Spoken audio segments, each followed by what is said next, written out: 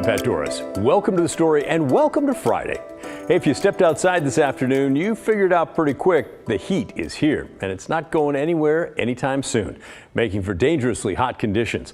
The first of 5 weather impact alert days in a row, and it's our big story tonight.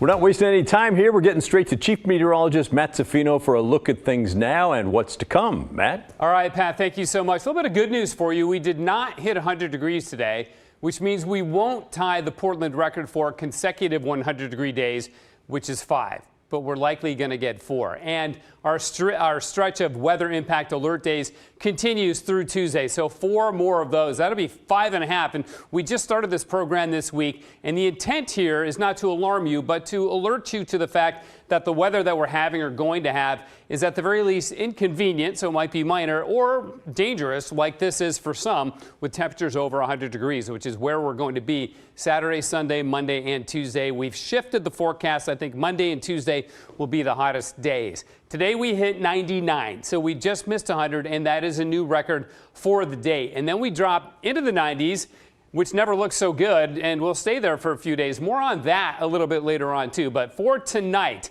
what about cooling overnight? We'll get cooling overnight, of course, but not that much, not as much as you might think. We don't drop out of the 90s till about 8:30, 9 o'clock. So we'll give the weather impact alert a reprieve for the overnight hours. But look, we don't drop below 80 until about 11:30 or midnight. So it'll be a slow decline. And one of the reasons why our nights will be so warm, well, 2 reasons. First of all, the air is just so hot, it takes a long time to cool off. The second thing is it's early July. We just passed the summer solstice. These are our shortest nights of the year. So there's just not that much time to cool off before the sun comes up and resets it and we start heating it up all over again, right? Okay, let's look at some of the streaks that we're dealing with here. First of all, the 100-degree streaks that I mentioned earlier. The longest was way back in 1941. We've had a couple, though, where we had 4 100-degree days in a row, most recently just last August, less than a year ago. And then back in 1981, we had a 4-day stretch. 2 of those days, we hit 107, which was Portland's all-time record high temperature until the heat dome of 2021 blew that one completely out of the water. Now, the most 100-degree days we've ever had in a year is 5, and 2 of those, we've done it 4 times, 2 of those have been in the last couple of years. So again, we've been piling up the hot days in the last several years. In fact, when we look at 90-degree days, it's even more pronounced there. So let's do that. The 90-degree day streaks, the longest we've ever had was 10 straight 90-degree days in 2009, okay, late July, early August. We thought, forecasters, that we were going to break that 107-degree all-time record then. We didn't do it, but we got close on 2 of those days. So what about this streak? At least 9 days, because it started yesterday. We have today. We've got another 7 days of at least 90. That would be 9. So we're going to rival for the longest 90-degree day streak that Portland has ever had.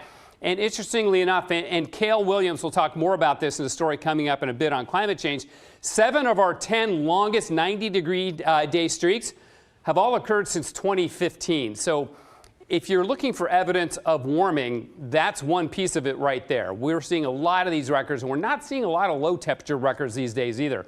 Okay, we'll go back to yesterday, the 4th of July, and the extremes in July warming on this. Since 1970 in Portland, July 4th is warmed by 4 degrees. That's significant. The hottest was in 1972 when we hit 97. We came within 5 degrees of that yesterday, but you can see the trend here. Now, this wiggly line, that one is the year-to-year variation.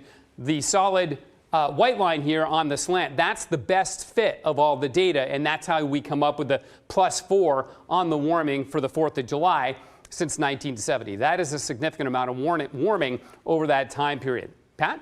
Well, I have a quick question. So we had a viewer who wrote in and wanted to know, with all this hot air in the atmosphere, is it bad for us?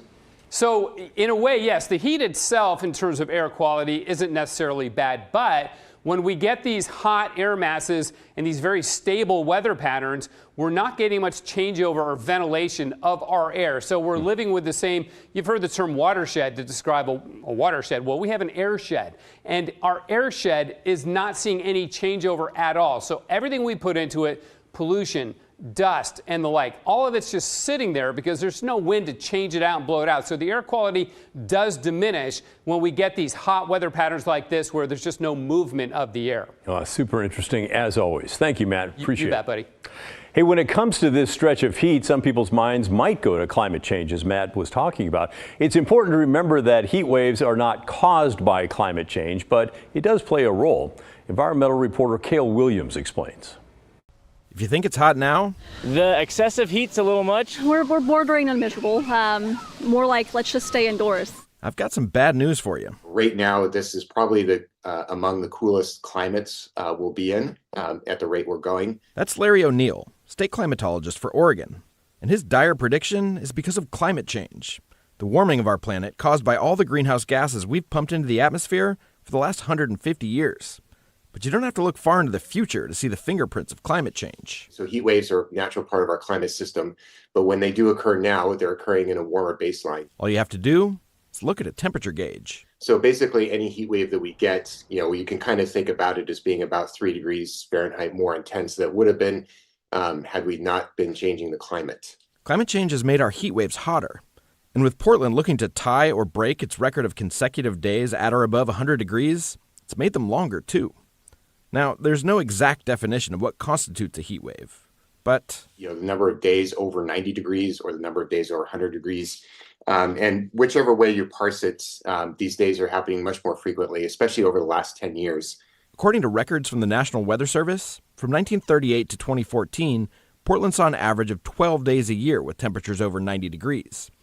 In the last 10 years, that number has essentially doubled to an average of 23 days over 90 degrees. And extended periods of extreme heat can have very real impacts on people's health. The health risks basically are much greater for each consecutive day of the heat wave. Over the next week, nighttime lows won't offer much relief either, with temps barely dropping below 70 degrees. Not being able to cool down at night just puts that much more physiological stress on your body. And that can cause the heat exhaustion, heat stroke, and the underlying health conditions. So there are more strokes that happen, more heart attacks. That's why O'Neill said it's essential that we fight climate change on two fronts. We have to adapt to the warming our emissions have already created, but we also have to get at the root cause by cutting the emissions that will make for even more extreme heat far into the future. If we don't, the future looks very hot. Towards the end of the century, depending on exactly how much greenhouse gases we emit, most days during the summer will be over 90 degrees Fahrenheit. Kale Williams, KGW News. That's something to think about. Now, let's share some of your thoughts on a follow-up investigation by our Kyle Aboshi. It was about dozens of lawsuits filed against businesses over alleged ADA violations. 2 Portland lawyers were demanding that they get paid attorney's fees, typically around $10,000 per case, which left many property owners feeling like it really was kind of a shakedown. One of those attorneys has withdrawn from the case, but the other is named Jessica Mulligan and is still at it, filing more of those lawsuits this week. Of the 47 lawsuits Kyle has been able to track down, 22 of them are against Asian-owned businesses in the area. In an email, Mulligan told Kyle that Asian businesses are not being targeted and that it is beyond offensive to suggest that. But business owners our team spoke with said the statistics do not lie. The numbers are disproportionate against Asian-owned establishments, and many of you agreed. That is BS. They are totally targeting immigrants. It's very obvious, and I appreciate your reporting on it. I hope that you can get more information and put a stop to that kind of targeting of just hardworking people. Thank you, Cindy. And Ellen wrote in to say, grrr, this makes me so furious. Accusations of violating the ADA, but the violations aren't specified. Fix it within 2 weeks or I'll sue. Fix it, but you still owe me thousands of dollars in attorney's fees. And to top it off, it appears that this is all coming from a law firm in Tennessee. And while it may not be illegal exactly, it's still wrong. I think the attorneys are just out to grab as much money as they can. They're a bunch of phonies. Just leave them alone. Quit picking on them, you a-holes. Martha wrote to us to say that lady ought to be disbarred. What she's doing is not only unethical, she is harassing these businesses. She's predatory. Well, several of you viewers sent us links to this document from the Oregon Supreme Court showing that the attorney behind the recent lawsuits, Jessica Mulligan, had her law license suspended by the state bar in 2021 for 120 days. It details 3 separate incidents involving Mulligan, one for poor record keeping in an immigration case, one for failing to keep a client informed about their case, and another where she failed to follow an agreement she made with the State Lawyers Assistance Committee, which said that she needed to stop drinking alcohol, attend recovery support meetings, and take random drug tests. She agreed to that in August of 2019, but by December of that year, she terminated the deal. Kyle is staying on this story, digging deeper into why a Tennessee law firm apparently hired the other lawyer in these cases before he withdrew. We'll bring you an update as soon as we get it. In the meantime, coming up next on the story, a big economic indicator that experts look at is job growth, and the greater Portland area had the worst job growth in the country over a 1-year span recently. What a state economist says are the biggest reasons why, when the story returns.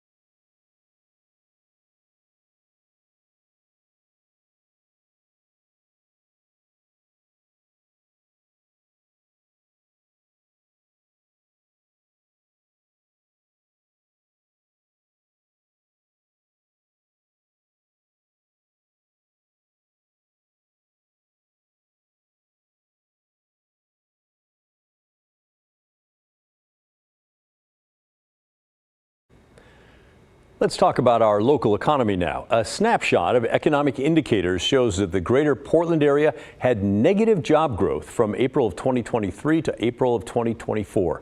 In simpler terms, we lost more jobs than we gained. We're talking about a wide swath of our area, by the way, from Portland to Vancouver and out to Hillsborough. Those losses gave us the esteemed distinction of having the largest employment loss in the country in that time period among the top 50 largest metro areas. Here's a graph showing that. It's put out by an economist with the Oregon Department of Employment. There's Portland way down at the bottom. The top 3 are Vegas, Oklahoma City, and Sacramento. I talked with the economist Jake Procino earlier this week to ask what is causing Portland's drop. Part of what's driving the year-over-year job loss has been a couple of layoffs from big Portland area companies, including Nike, Columbia, UPS, Vacasa, and several others. So that has been driving job loss for sure. Another part has been the stagnation in migration. So traditionally, in the recent past, Portland has seen a net inflow of migration, but lately we have seen a stagnation or outflow. So we're not seeing any jobs being added due to people entering the workforce. And finally, we're seeing people retiring out of the labor force. So the population, the workforce and the population is getting older, and people are just exiting the workforce. They're just retiring. And so we are also losing jobs that way. Procino there puts out a real interesting monthly newsletter with all sorts of economic indicators, much of it focused on Multnomah County, but it involves a broader look as well. Here's one showing the job growth from May of 2023 to May of 2024 by county. Marion and Polk counties lead the way with 2.8% growth. Clackamas County was at the bottom with 0.6% negative growth or job loss. Jake, the economist, also points out that while the greater Portland area added some jobs over the year, more people lost jobs than gained them. So the year-over-year job change is a job change in the aggregate. So different industries might be performing differently. For instance, we've seen the healthcare sector add a ton of jobs as of late, but because we're losing more jobs in other sectors like manufacturing or retail trade or professional business services, we see the aggregate job loss go down. And so that level, according to the Bureau of Labor Statistics from April 2023 to April 2024, is a job loss of 14,600 jobs. Now, he says that's an estimate. That's why he was chuckling, and that the state tracks the numbers more closely. And he actually believes the job loss is probably closer to 6,000. But still, it's a loss, not a gain. One final interesting graph caught my eye since it's July and the minimum wage just went up in Oregon on Monday. It shows the number of minimum wage jobs by county in our area as of the third quarter of last year. Multnomah County has the most, probably no surprise since it also has the largest population. The light blue number is the percentage of the minimum wage jobs compared to all the jobs in the county. So just 3.8% of the jobs in Multnomah County pay minimum wage. Lynn County has the fewest in our area for raw numbers with 2,500 minimum wage jobs, which accounts to 4.7% of their total jobs. Up next on the story, they spend their career saving the lives of others, but two Portland firefighters were caught off guard by their own medical scares and are now making sure their fellow first responders have the warning they never got. It's a warning that could even help you. We'll have it when the story returns.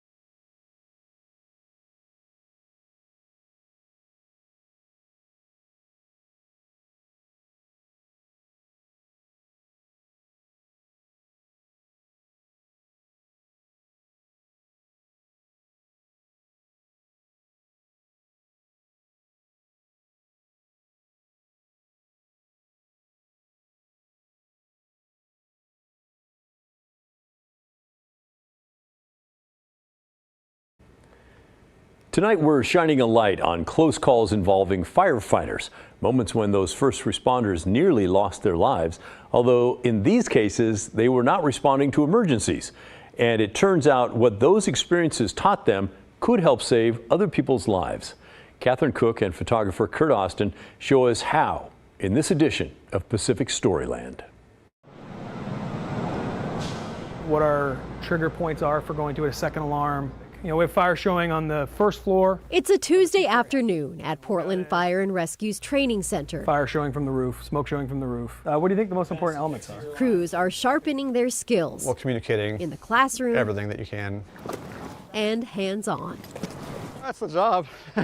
After a while, you get the feeling that out here, things I would think so. Always go their way. I'll tell you. But truthfully, that's right. This place is still the real world. 8 years ago, January 26, 2016, I was conducting a drill here at what we call our burn room. Battalion Chief Mark Tilden had just turned 40. Felt normal, came on out here, we did the drill. But after that drill, Mark felt unusually exhausted. I was in disbelief. I decided I'm gonna take a walk, I'm gonna shake this off. I'm a grown man, I'm gonna take care of myself. He rounded the burn room building, took off his coat, and went into cardiac arrest. I said, hey guys, I'm going out. And then I had a cardiac arrest. Luckily, I had my air pack on.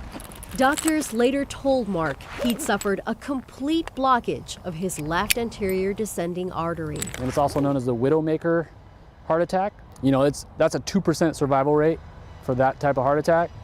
And you either survive, it either happens in the hospital or at a fire station. Thank God I was at a fire station with my brothers and sisters. There were no warning signs, just the day-to-day. We tend to not take care of ourselves as well as we should. We're always taking care of others first. But if prevention is key, and Mark seemed healthy, what more could he have done? Great health as far as I knew.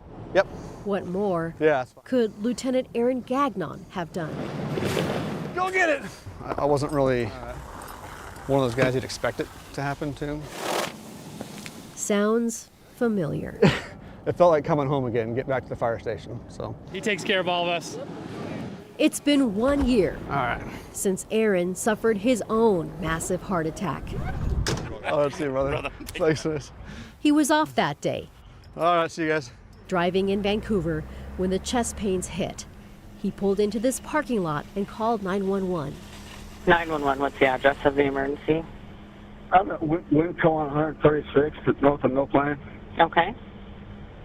And I think I'm having a heart attack, actually. Dispatcher said, turn your hazards on. So as I reached for the button to hit the hazards on, I realized it started to hurt a lot. And then I had kind of a shooting dull pain down my inside left tricep. Yeah, it wasn't good. Well, the pain's getting worse, so. Okay, they're almost to you. Aaron learned his heart attack was nearly identical to the one his colleague Mark had suffered. Yeah, pretty wild. Ladder up. Same type of blockage, same 2% survival rate. All right, let's go home. And just weeks before, doctors had given Aaron a clean bill of health. And then they tell me, you've been walking around with 90% blockages for a couple of years. And then, so that's when I said, well, how in the heck am I supposed to know that? Because Aaron pressed for the answer, determined to learn something, anything that might prevent a widowmaker heart attack from blindsiding someone else. And that's when they said, well, you could have had this one CT scan that would have shown that, and I had never heard of that, and I didn't know. I was upset that I had never heard of it. Why have I never heard of it? The test doctors told Aaron about is the coronary artery calcium, or CAC test for short. Patients get a CT scan of their heart. It reveals any calcium deposits in the coronary arteries. That calcium score gives doctors a good idea of how much plaque could be in their arteries and how to deal with it. Turns out only firefighters with several specific risk factors are offered the test. They include diabetes, hypertension, obesity, and family history. I couldn't believe it. It was a surprise. On paper, Aaron would not have qualified for a CAC test, but says had he known about it, he would have gotten one anyway. It felt like I needed to say, what the heck, Just weeks after his heart attack, Aaron volunteered for this training video. Here with Aaron Gagnon, also known as Gags. His way of sounding the alarm. Our population still feels like we're bulletproof. To other first responders. Yeah, we're all aware of it. We all know what it is. That's why we have so many of our guys that have had heart problems. Since then, about 200 Portland firefighters have requested and paid for a CAC test on their own. I don't think anybody really knew about it until... That includes everyone Aaron works with at Station 14 on Northeast Killingsworth. I think we were all kind of in disbelief, really. I think it's on everybody's radar. Watching Aaron go through what he went through, it had a dramatic effect, not only on me personally, but our family. After Travis Chipman took the test, he shared his results with the whole team. Not good. So 0 is the best, and at 700, they say a heart attack is extremely likely, if not imminent, and so I'm at 822. So he wouldn't have known any of that without Aaron. Yeah. We get close, we become like brothers and sisters and family. And in this case, granddads. Co-grandparents. Our children are married to each other. Yes, my daughter and his son are married, yes. And we have a shared grandson. A grandson who might be missing one or maybe both of his granddads. That would suck, If not for a miracle. Very grateful. And the resolve. Yes, very grateful. To make it count. Since Aaron's heart attack, I'm down 35 pounds and I'm eating right, and so it's pretty cool. I'm only down 20. I need to work harder. Of the 200 firefighters who've taken a CAC test, about 15, including Travis, learned they needed medical or corrective intervention. And beginning next year, because of union intervention, all members over 40 will be eligible for a routine CAC test. It might save someone's life, right? You never know, right? Hopefully. It all goes back to the training and careers built on saving people's lives. But sometimes, no amount of training, the job takes a toll on our bodies. It just does. Can replace what life teaches us. We're not bulletproof. We still need to take care of ourselves. In Northeast Portland, Catherine Cook, KGW News. Wow, what a great awareness piece. Glad those guys made it through. Hey, that's the end of our show. Thanks for watching. And remember, the story, our collective story, well, that never ends. It just keeps going and going. Yeah, I hope you do try to stay cool this weekend, and I hope you stay cool. I'm going to try. I'll see you right back here on Monday night at 6:30.